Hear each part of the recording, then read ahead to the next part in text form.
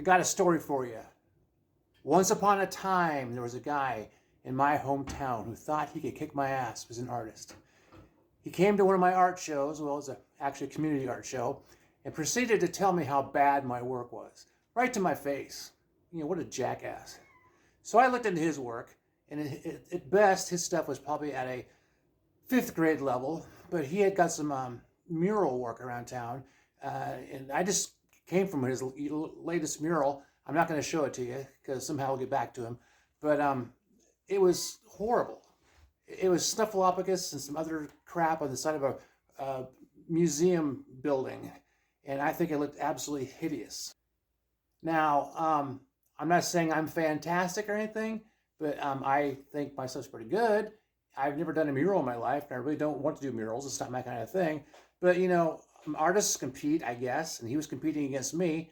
And I actually saw him in his truck eating his lunch, and I don't think he recognized me. And he asked me if I had any questions about the artwork, and I was so tempted just to tell him, how did you make something so awful? I didn't. I wanted to, because he did it to me, but, you know, I'm a little more mature than he is, and he's kind of a jackass. This guy right here is how I felt a couple years ago when he went into my little art show and told me how awful I was. You know, people are rude. I think honestly he was just jealous. I'm not saying I'm really super good, but I know he's really super bad.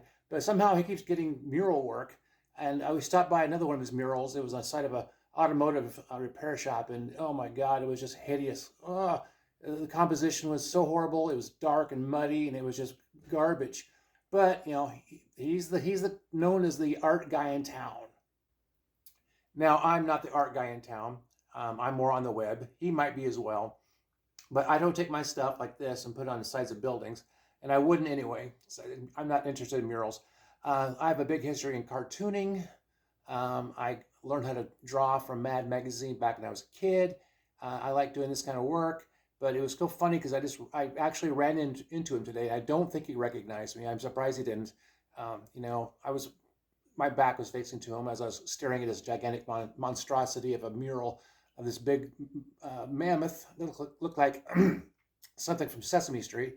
And, you know, that's just the way things go. So I hope you enjoyed the story.